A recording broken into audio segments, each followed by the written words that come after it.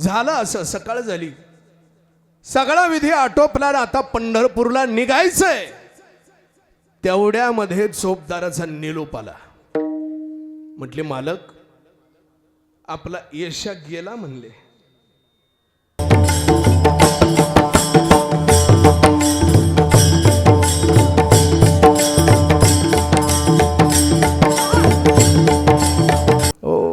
ही देवाची भक्ती, देवापेक्षा सुद्धा एक काकण सरस संत महात्म्याचा अधिकार होतो. मी ज्या दिव्य परंपरेमध्ये जन्माला आलो, ही ठाकूरबाची वैभवशाली आणि दैदिप्यमान असणारी अशी परंपरा आहे. वैकुंठवासी मोतीराम महाराज फळेकर असतील, वैकुंठवासी मारोतराव महाराज दस्तापूरकर असतील, वैकुंठवासी रंगनाथ गुरुजी परभणीकर असतील, वैकुंठवासी नथुराम बुवा केहाळकर असतील, वैकुंठवासी बाबूराव बापू करंजाळकर असतील, यांच्यासारखी बडी बडी रत्न ज्या तालमीत तयार झाली, ती तालीम म्हणजे ठाकूरबाची तालीम आहे.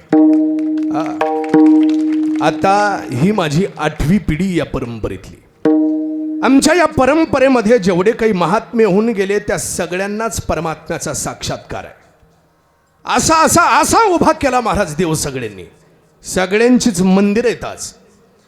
महाराजांच्या संगतीत आलेल्या सगळ्यांचा उद्धार झाला. पशुचा सुद्धा उद्धार झाला महाराज. आमच्या परंपरेमध्ये बैल होता एक येशा नावाचा.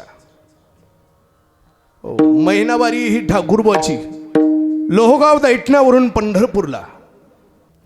पूर्वीच्या काळामध्ये आता ज्ञानोबाराच्या पालखी सोहळ्यात जसे ट्रक आहेत, गाड्या, तसलं नव्हतं ना काही.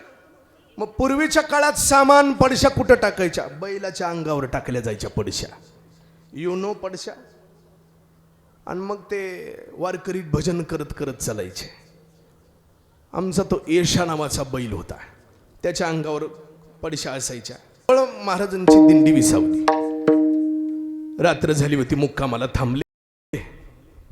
आणि तिथून पुढं आता दुसऱ्या दिवशी सकाळी उठून पंढरपूरकडे वाटचाल करायची. झालं असं, सकाळ झाली, सगळा विधी आटोपला, आता पंढरपूरला निघायचंय. तेवढ्यामध्ये चोपदाराचा निरोप आला. म्हटले मालक आपला येशा गेला म्हणले. बैलाचं नाव येशा होतं. येशा गेला, आता आपल्या पडशाची काय वाट आहे म्हटले. महाराजांनी सांगितलं, म्हटले पडशाचं काय व्हायचं ते होईल, पण त्याची वारी पडती त्याचं काय? जाऊन त्याला सांगा, जायचंच असेल तर पंढरपूरची वारी पूर्ण कर म्हणाव, आणि मग खुशाल जा म्हणून सांग. महाराज उठले नाहीत जागचे.